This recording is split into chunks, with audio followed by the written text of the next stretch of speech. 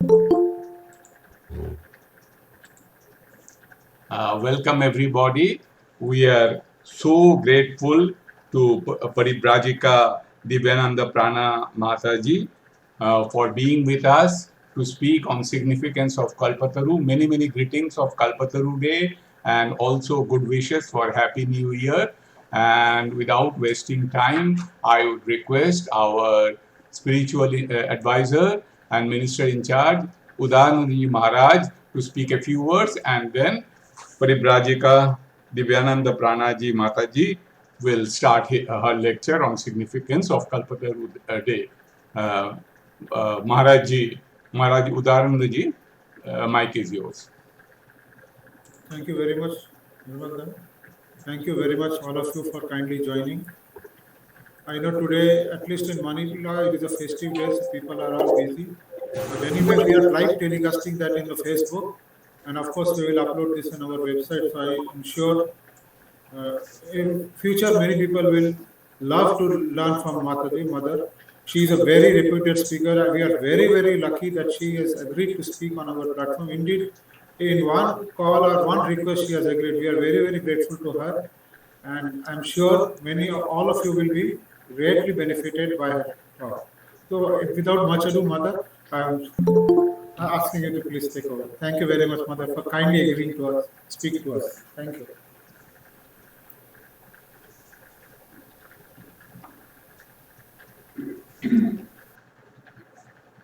Om Sthapakaja Dharmasya Sarvadharmasvarupine Avatara Varishtaya Ramakrishna Te Namaha.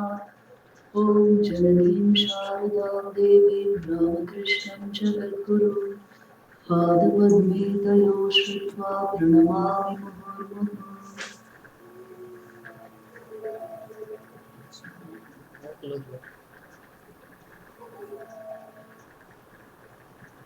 Namaste everyone, and I wish all of you a very happy, auspicious Kalpataru Day. This is a very special occasion for us. You know, it is such a beautiful way of observing New Year, the New Year's Day. What better blessing can there be than taking the name of the Lord, thinking of the Leela of the Lord.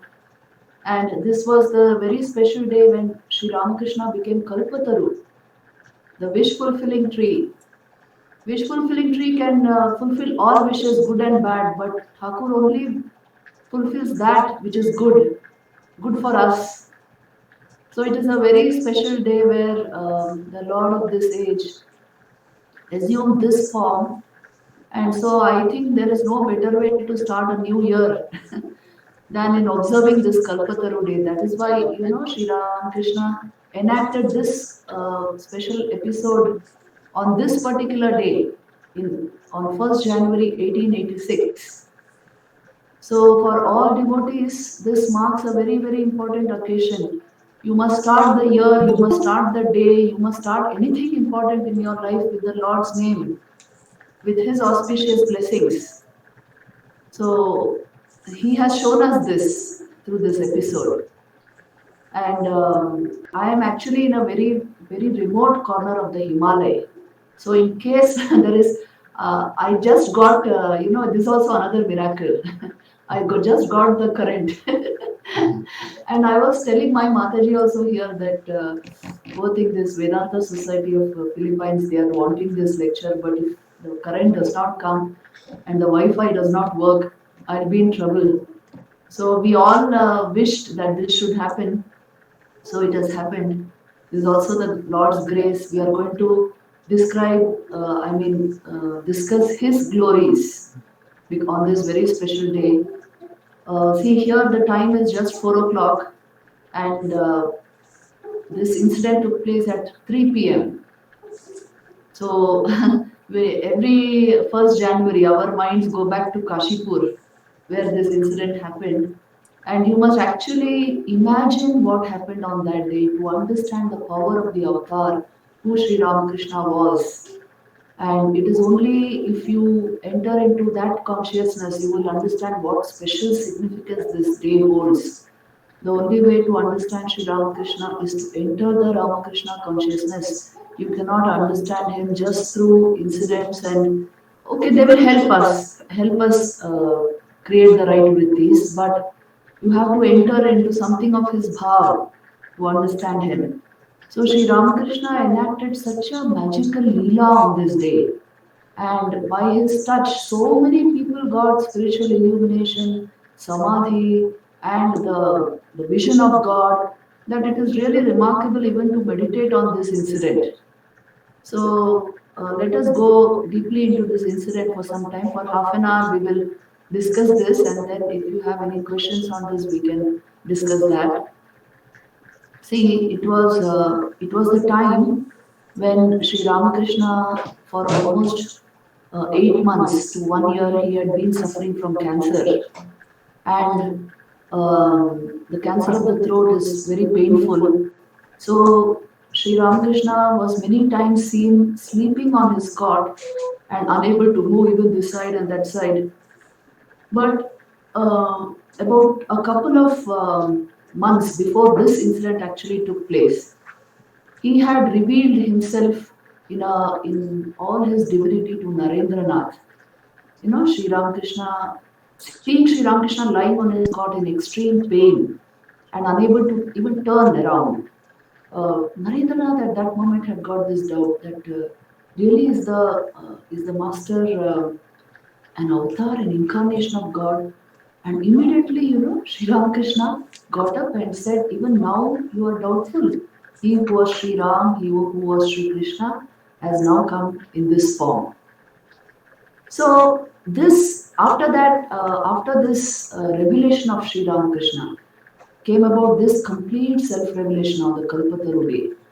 So Sri Ramakrishna felt better on this particular day, January 1st, because his medicine had changed.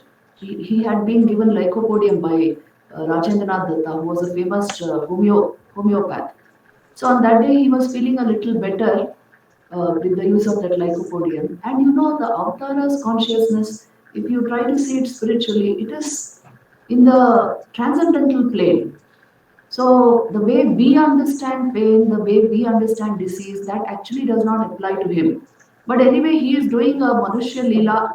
He is behaving like a human being. He has come to live amidst us. So he has to, show human characteristics. And that is why he assumes all the dualities of life, all the polarities of human experience, he seems to experience.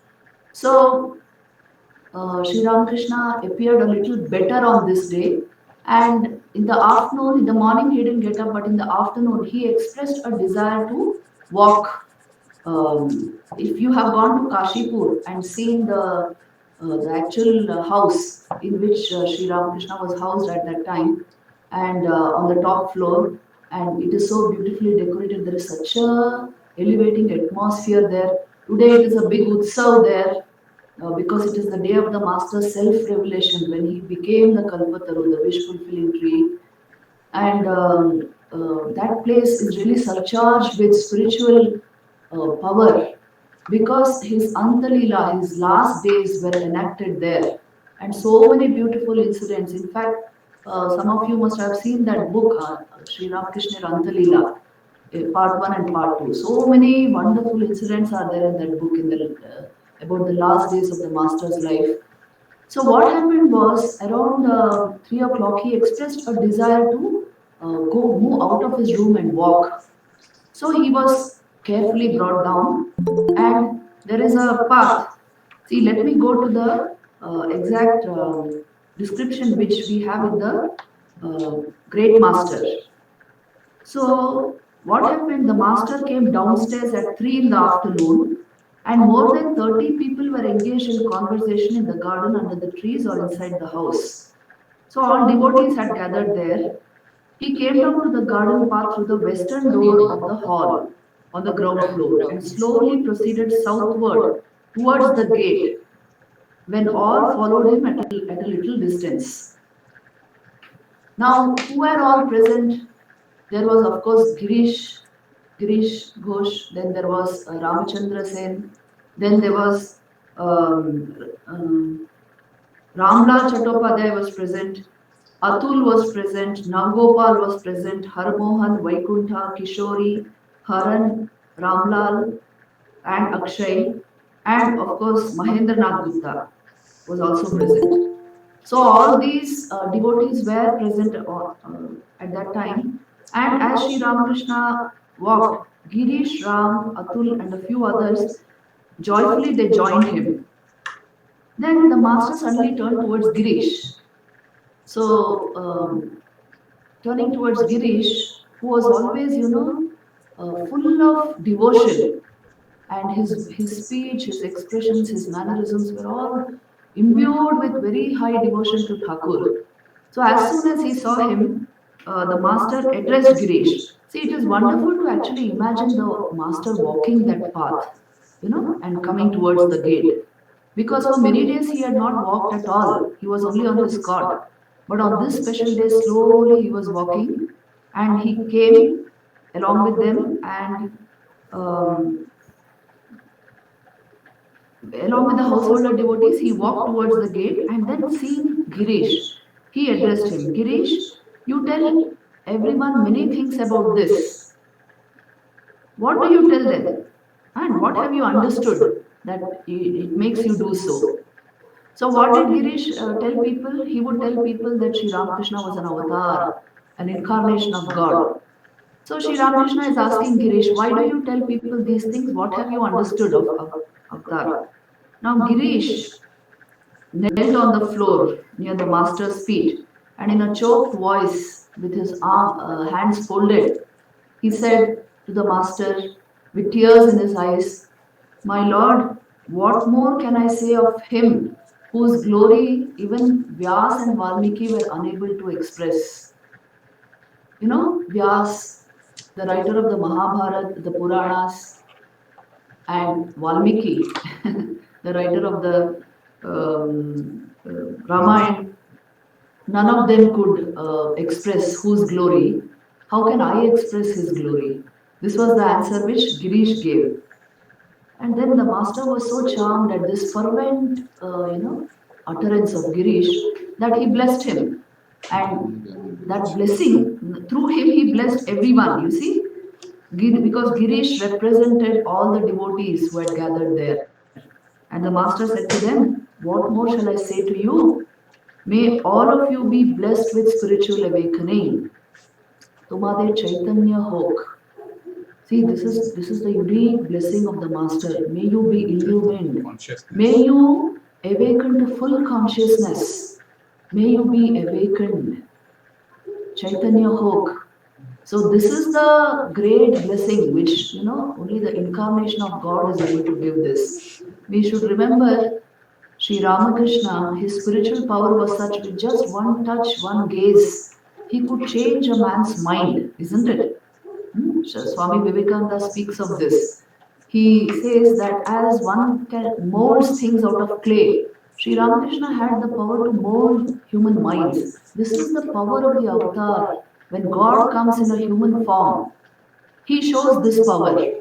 So how difficult it is for us to manage our minds, we know that very well, isn't it? How difficult it is to manage our minds.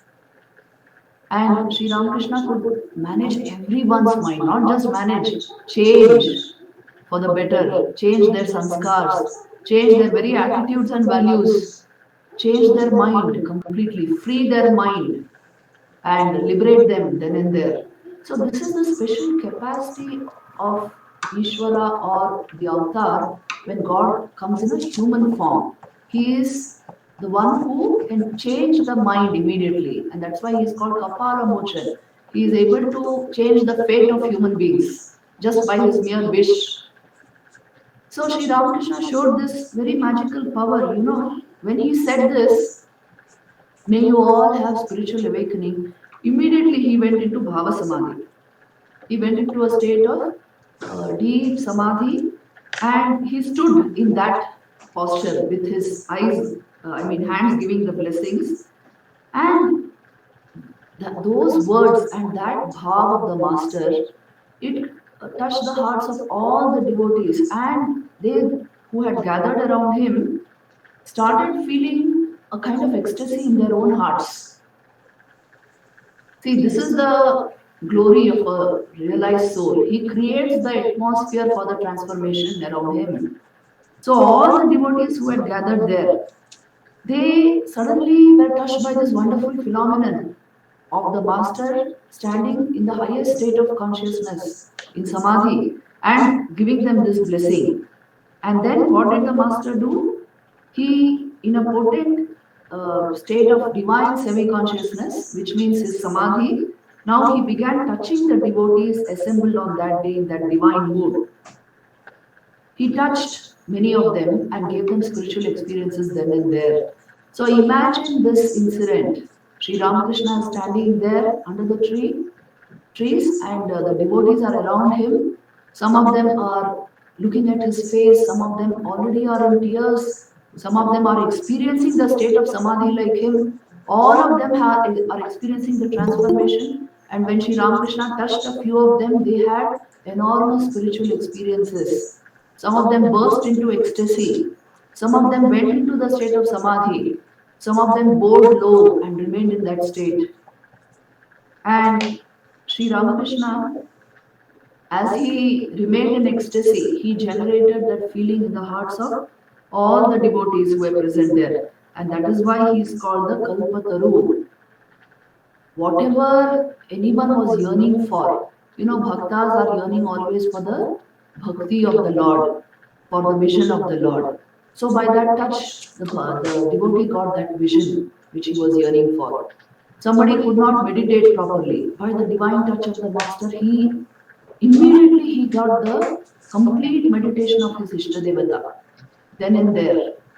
Somebody wanted samadhi. By the touch of the master, he got samadhi. So like this, each devotee, it is really wonderful to see this. Each devotee has given his own reminiscences of that particular day. I will give you some particular examples here.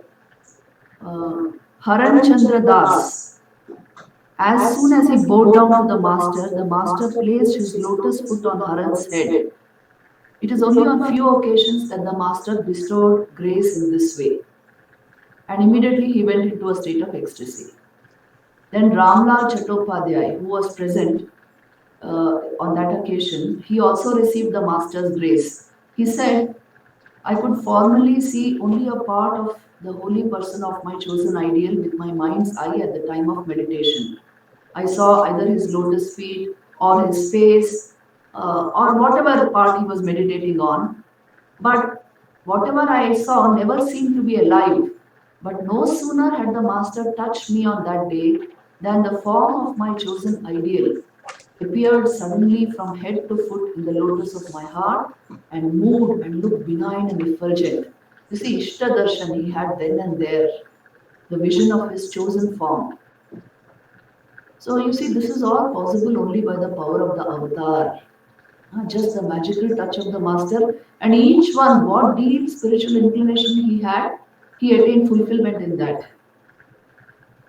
And who were the devotees who were there? Girish, Atul, Ram, Navagopal, Haramohan, Vaikuntha, Kishori, Haran, all of them had experiences. And it is the experience of Vaikunthanath is really worth mentioning, because he was a great sadhak. He had engaged himself in sadhana. Many times he had requested the master for some spiritual experience. But on this day, he got it. Earlier, the master would graciously tell him, why don't you wait? Let my disease be cured a little and I will do everything that is required for you. But on this day, Vaikuntha, who was present at the spot on this day's occurrence, what happened? The master blessed him with his potent touch. When he bowed down to the master said, you have already been given everything. When you say, then everything has been given, then make me understand it, he said. Make me feel it. And then the master said, okay, so be it. And he touched his chest. As soon as he touched his chest, Vaikuntha went into such a state of experience. Just see this. As a result, a great revolution took place in my mind.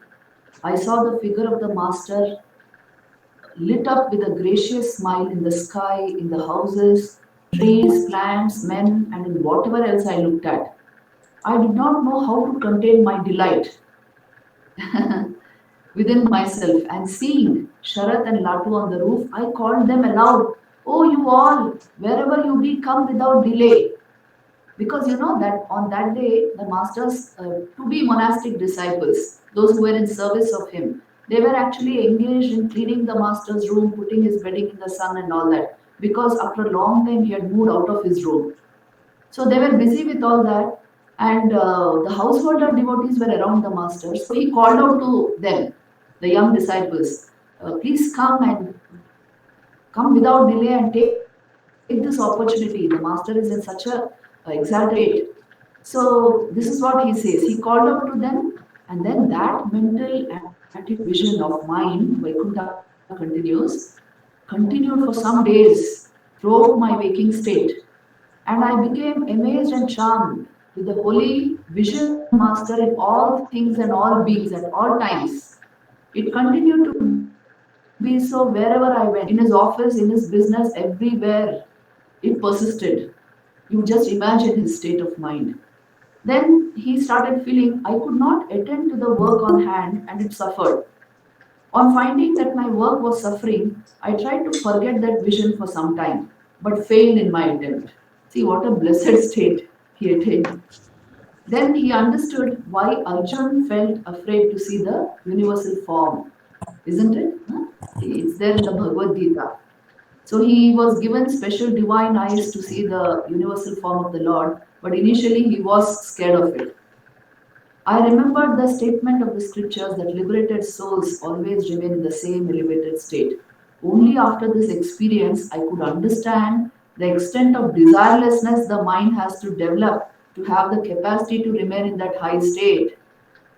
See, that's why spiritual growth is not there for the mere asking. One should have the sanskars of the inner life.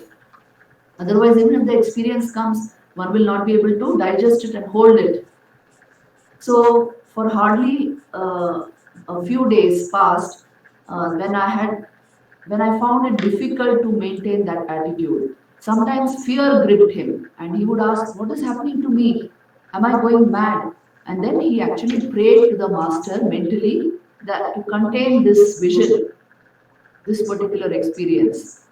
And then he has also written that this was merely my weakness and stupidity, but I had to do it at that point of time.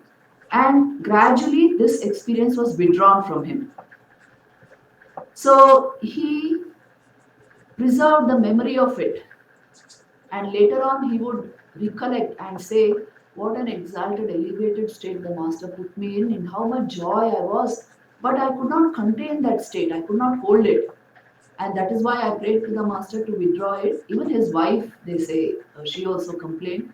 And because they wanted it withdrawn, the master again absorbed it back into himself. And Vaikuntha again became normal, but he regretted leaving such a high state of consciousness. So you see, this was the experience of Vaikuntha just by the touch of the master on that particular day. So all of these disciples had these wonderful experiences. Even if we imagine what happened in that garden house, you can see it is something unearthly. It is something transcendental. So by this we can understand who Sri Ramakrishna was, the glory of this divine being who came and lived in our midst as a human being. Who was he? Only God can produce this, in human minds. It is not possible to change the ways of the mind, the sanskars of the mind, and to liberate it and to give it the highest spiritual experiences like this. But the avatars, the divine incarnations can do this by a mere touch and a gaze, by their mere wish it can happen. So Sri Ramakrishna showed this tremendous power on this particular day, and he became the Kalpataru. Whatever anyone wished in the innermost heart, whatever their wish was, whatever they wanted to attain, whichever form of God, the vision of that they wanted, all of that came to them on that particular day. So isn't this very remarkable? You see, Sri Ramakrishna had this capacity to transmit immediate spiritual experience and transformation to anyone, change his mind just like that, as if he was really molding, clay. And another thing is, see, this Kalpataru is a wish fulfilling tree. It is a mythical tree which is supposed to be there in Indra's garden. Now, the glory of this tree is, if you go close to it and utter whatever you want, or just think of what you want, it will come to you. You just have to think about it and it will come to you, but you have to go close to it. Now, suppose somebody thinks of something which he doesn't want, but he thought of it out of his fear or worry, still it will come to him. But the Kalpataru that Sri Ramakrishna was not like that. It was only the highest in a human being, which he brought into complete fruition. The best, many times when we pray to God, we ourselves are not sure whether that prayer will really work. We are not sure whether we really want what we are praying. We may say, I want samadhi, I want the highest state of consciousness. We may say, we don't know. Unless you have had some inkling of it, how do you know that with your entire mind you are wanting that? So Sri Ramakrishna gives us only as much as we can digest. He decides how much we should receive, no matter what we may be praying or saying. And for many people, it is good that their prayers are not answered because they are not worth answering. They may be asking for just something material. They may be asking for some kind of harm to someone. So many times you see the human mind can have so many different bhavs, so many different attitudes. This special Kalpataru is that which enhances only the good in you, which blesses you with the highest blessings of life. Sri Ramakrishna was a repository of spiritual power, and the beauty of devotion is when it is about sitting under this tree and asking for what you want, and he will give you as per your need. That is the beauty of the Kalpataru day. On this day, whatever you pray for, whatever you ask for, Sri Ramakrishna's benign hand will grant you that. In whatever measure you can digest, you can take. He will decide for you, just like how a mother decides how much her child. The child may be asking for a whole lot of things, but the mother knows what it wants, what it needs, what will help it grow. So she gives accordingly. So like that, Sri Ramakrishna also will give us according to our need. And that is the special message of this particular day. Sri Ramakrishna also tells us a story, which is very significant. I like that story very much because it is also the story of the Kalpataru, and it will tell us how important it is to manage our minds. So I will just tell you the story here. It is not connected directly with the Kalpataru day because at some other point of time Sri Ramakrishna told the story. But it is significant to understand that your mind has this capacity. Your mind, if it touches the self, the pure being that you are, it will function like a Kalpataru. So what is the story? Everything is in the mind. We have heard this so many times, isn't it? Everything is in the mind. Even bondage is in the mind and liberation also is in the mind. To be able to control the mind and to be able to transcend the mind. That is the whole point about spiritual practice, spiritual discipline. But sometimes, God gives direct insight into spiritual reality by bypassing the mind. But only a mind which is very purified, which does not create obstacles. Only that type of mind will get this kind of an experience and be able to retain it. So all sadhana has to do with mind purification. Now, in this story, Sri Ramakrishna tells us that, there was a woodcutter who once went to a forest, and there he cut wood the whole day, and then he was quite exhausted by afternoon, and then so he rested under a tree. Now he didn't know that tree was the Kalpataru in the forest. He didn't know that. So he rested under the tree, and then suddenly he thought, oh my God, my hands and feet are aching so much. and this ground is so hard. I wish there was a couch here. And because he just thought, immediately a big couch, a big cot came there, almost like a palatial place, and a royal throne-like thing came up there, and he lay on that, and he thought, what is this happening? How did this come about? I just thought of it and it came. Well, then let me think. Yeah, I wish I had something to eat. I'm so tired. Something to eat and drink.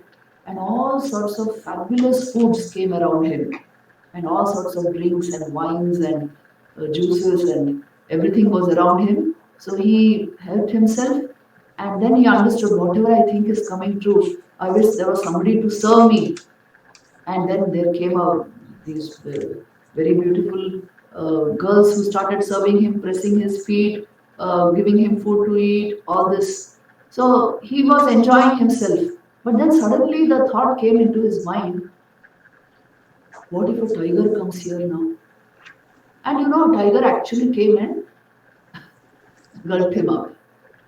Now, the wish fulfilling, because he was under the wish fulfilling tree, whatever he thought, he realized. Whatever he thought, he realized. So, our mind also is like that. What you repeatedly think, it will manufacture that for you. However untrue it may be, it will manufacture that for you. Your fear may be utterly baseless, but you will live a fearful life. It will create the circumstances to play out that fear for you. The nature of the mind is like that. Whatever you focus it upon, what you repeatedly think, you will become that. You will experience that.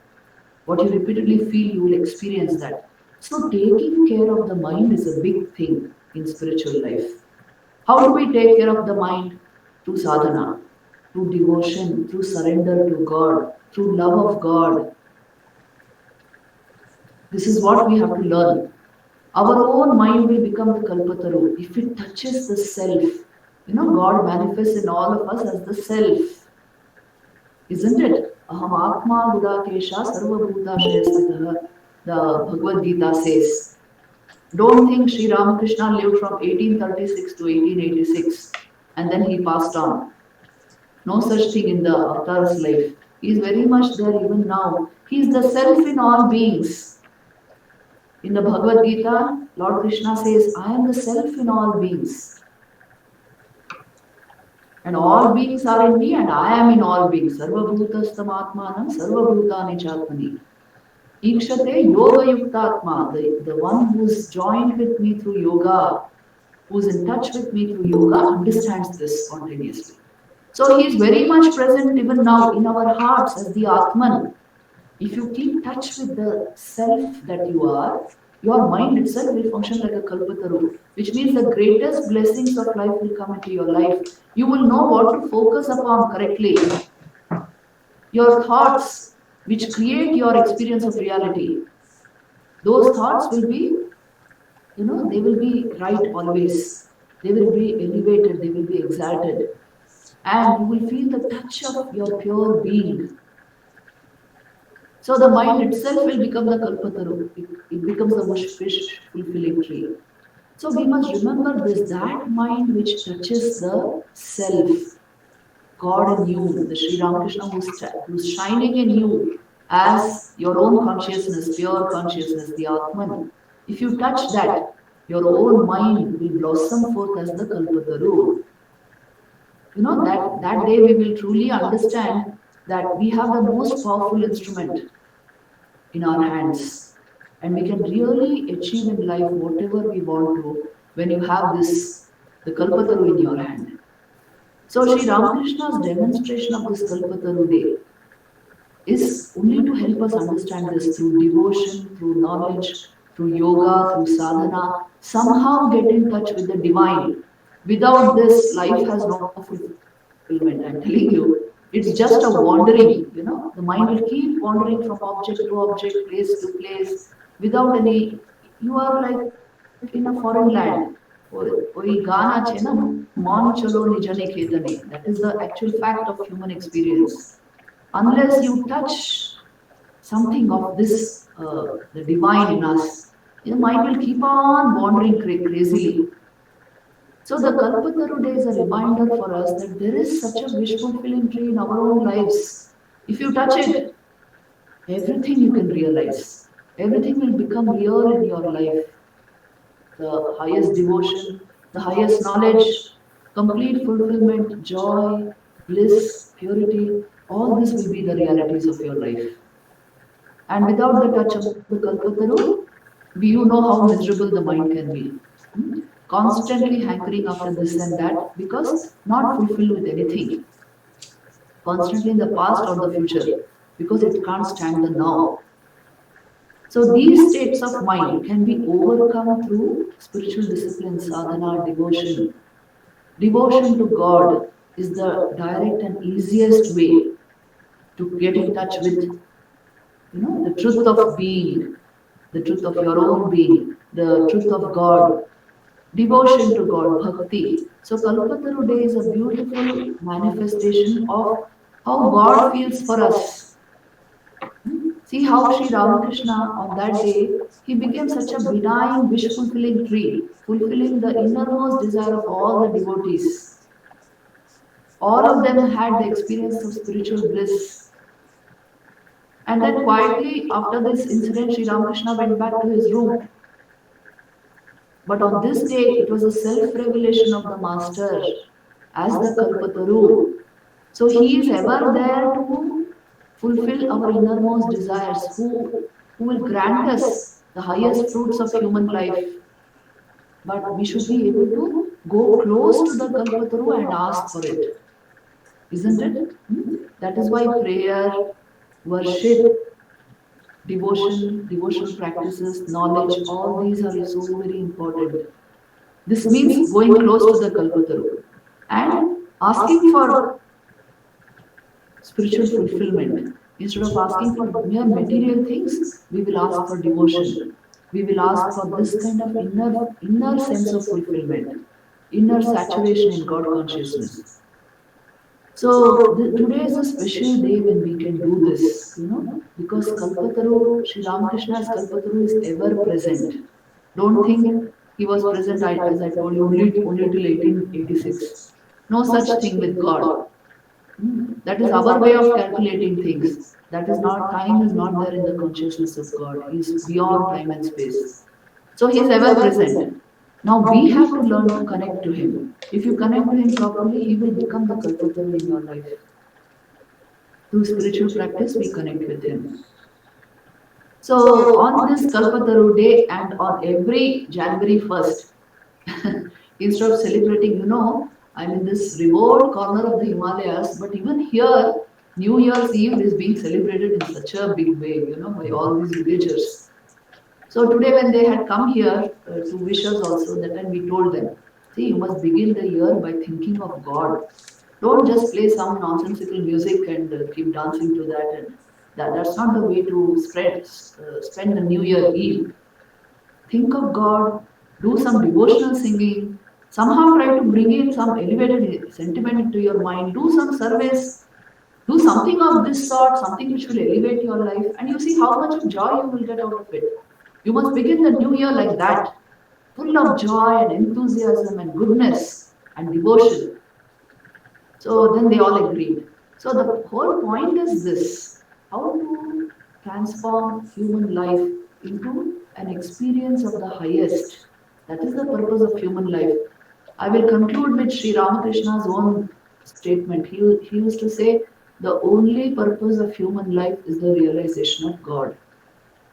Let us remember this. And for that, his blessing is ever there. The blessing of the Kalpataru Day. May you attain spiritual illumination. May you all be illumined. With this, I would like to end my talk. We can take Q&A if there are any questions. Om Shanti, Shanti, Shanti. Thank you very much, Mataji, for your such illuminating and profound lecture. And one thing you highlighted is that Sri Ramakrishna is beyond time and spirit. So it is not his blessings are not limited to 1st January 1886, 137 years back. It is all we have to connect. So I think we should take advantage of your presence. So please, if anybody has any question, kindly introduce yourself, and we can be precise in our question, and so that Mataji can answer and satisfy your query. Please. Nirmal, can I ask a question? By all means, please. Hiranya Mukhopadhyay. Yes, Mataji, Pranam. Unfortunately, my camera, I cannot put that camera on. It was earlier working, now it's not working. Mataji, this is an old dilemma. This is nothing new I am asking. I grew up very close to Uddanbati. I was born there. I have seen the crowd. I have seen the general crowd there. Majority are common men and women, family members, elderly men and women. They stand up in the queue for several hours to reach to the main room. Even I stood up in the queue for several hours to reach the queue. None of them come for asking for spiritual entitlement from Lord Thakur Ramakrishna. Some are definitely some are going there for that purpose, but everyone goes there to the best of my understanding, including me, including my relatives, with their serious problem. And all of them, and some of them, many of them are genuine people, kind people. But Thakur must be listening to their prayers. How does Thakur react to their prayers? They are not coming for spiritual entitlement. Yes, such a beautiful question. See, what he is saying is true. Or you will only pray for that which is dominant in your mind. How can you pray for anything else? So, in ordinary life, there are so many things which dominate our mind, isn't it? Our immediate problems, our intense problems, they are the ones which will dominate our mind. So Sri Ramakrishna, he in the Bhagavad Gita also you will find this. Ye yathamam prapadyante tam tathaiva bhajamyaham. As you approach God with whatever bhav you have in your mind, according to that he fulfills you. So if you have some immediate problem in your mind, some problem with your boss or some problem at your workplace or some problem with the family that is dominant in your mind, and when you go and stand in front of Sri Ramakrishna and tell him today is Kalpataru day or whatever, whichever special occasion, but this thing is eating into my mind and I have to get rid of this first, then only I can concentrate on you. He will listen to that also. He will grant you the solution to that problem also, because he knows you cannot proceed without removing that knot in your head. So you see, he is more than a parent. Will he not understand our inner state? Devotion means everything that I have, I put at your feet. So that includes my problems, that includes everything in my life. So don't hesitate from offering to him whatever is troubling you. Because when you want to belong only to the Lord, when your aim is only the devotion of God, everything in your life matters to him also. He will see you as, a mother will see her child. What is the immediate problem? She will solve that. Then she will take him into her lap. Isn't it?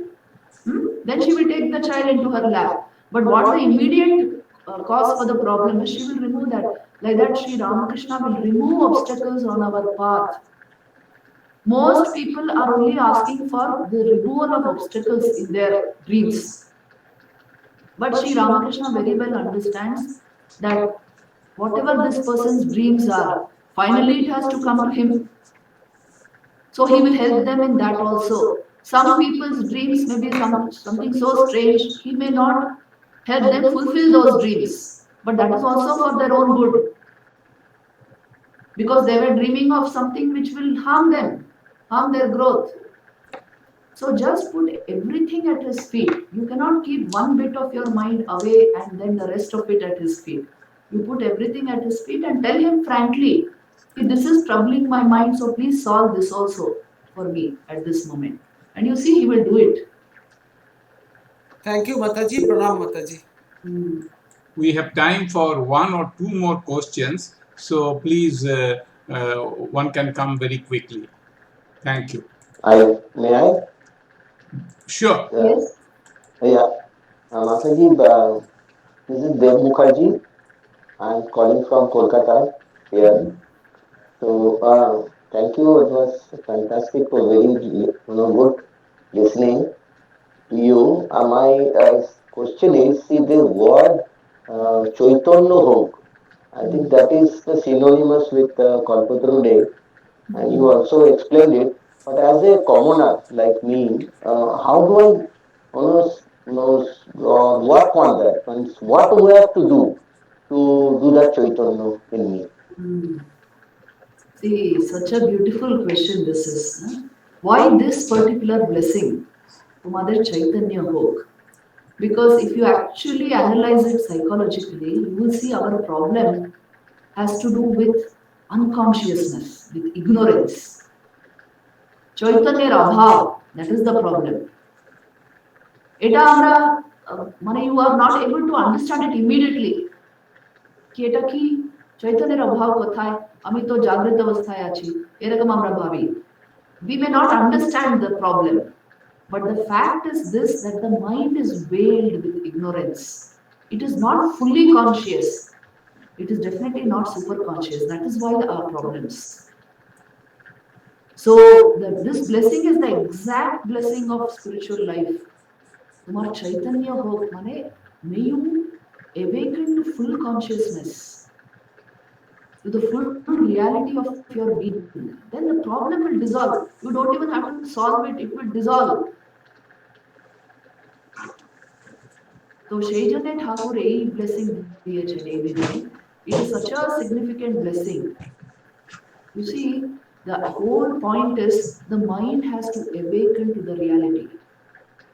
The mind is closed just now. We may not realize it, but joto amra sadhana bhajan korbo, we will understand this that the actual problem is not the other person or something in me, some sanskar. The actual problem is the inability of my mind to be fully aware. It is only half aware, and that is why the problem is there.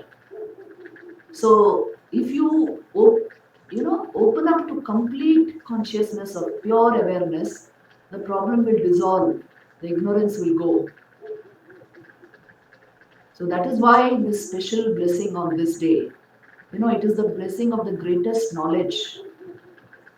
Many times I meditated on this blessing, why Sri Ramakrishna said this, and I understood that this is the highest blessing possible. It is the blessing to remove your ignorance completely, not to solve some silly self-created problem. To remove that mind which creates that problem, which projects that problem. So it is the highest blessing actually. Thank you, Mataji. We have time for one more question. So the next questioner can kindly introduce and quickly ask his or her question.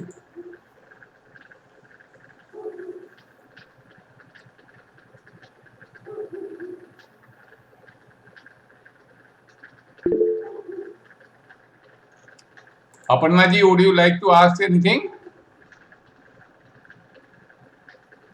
I guess Sushmita ji raised her hand. Okay. Okay, please. Sushmita ji, please briefly ask your question. Pranam Mataji, this is Smita. I am currently in Pune. It is really a blessing to hear you today on this blessed day of Kalpataru Day. My question is to go inward, is it like necessary to pray long hours, or just you need to be in that aura of Thakur, Guruma and Swamiji? For me, I can feel the presence and aura, but to sit and pray for long hours, I don't do that other than the basic prayers. So I just wanted to clear my doubt that is it necessary to meditate and to get connected you have to sit long hours in the Thakurga, or you just need to be in that presence. You can read about them and books for people. Is that more important rather than praying 2 hours, 3 hours? So that was my question. Actually, initially, to be in holy company is more important. To to be in the aura, in the presence, in the ambience of the holy is more important, as you are saying. But as you intensify your sadhana, as you grow in spiritual life, you will see you are hankering for a direct connection with God. At that point of time, spiritual practice becomes more important. It is not enough to just go to the ashram, sit for aarti, then come back. That is not enough. Then you want to meditate, you want to deeply connect with Thakur, you are yearning for an experience of God consciousness. So that is when deep prayer, sadhana, japa, meditation, all these become very, very important. So it is a matter of growth. As we grow in spiritual life, you will see the nature of your sadhana changes. The nature of your sadhana and longing, it will change. And then your connection will be more spiritual, it will be deeper. Meditation is the direct connection. If you can genuinely meditate on God, you will see it fulfills, satisfies all prayer and everything. So, in time, sadhana is not the same throughout your spiritual journey. You will be changing your modes of sadhana as you keep growing. This is how you should say it. And everything in spiritual life is to be understood through sadhana. Usually, okay, as you progress, it is to be understood through sadhana, not merely through reading. Reading is okay, fine. In the beginning, yes, you must know everything. But through sadhana, it will open a different dimension of knowledge because it is a first person knowing, then you are knowing by yourself, by your own experience. So that is how we proceed in spiritual life. But you must never leave sadhana. Just like thinking, there are many people, 40 years I have been going to Ramakrishna Mat. I attend the Aarti and I come back. But I don't feel any deep desire to know God. So, this should not happen. The purpose of your going to an ashram, the purpose of your doing all this is only so that you deepen your spiritual life. You transform your own consciousness, your own character. Pranam Mataji. What a beautiful day when we had your pravachan on this very important day. And when Sri Ramakrishna gave his blessings 137 years ago, almost on the same time. So, and of course, as you said, it is a very wonderful way of celebrating the new year by remembering the God and also thinking of proceeding towards God realization and trying for consciousness. Now, I would request our friend Hiranyan Mukhopadhyay to kindly give vote of thanks. And after that, if we have some time, I'll end the recording, but we can reassemble for 1 or 2 minutes where people can say their pranams and greetings. So, Hiranyan, please. Yes, Mataji, again Pranam Mataji for this beautiful lecture, as Nirmal says, on a special day, and our heartfelt Pranam on behalf of all the devotees who are present today, Mataji. Pranam again. Thank you very much. Thank you. My prayers on this special day for all of you. And actually, I am in -4 degree temperature, and it is a miracle that the power came at only for our this particular program. Because even in the morning, we were not sure whether this will happen. And this is really a miracle, I can tell you that. It's all foggy outside, and temperature is -4. But only current is there here. Wi-Fi is there. One more miracle indeed.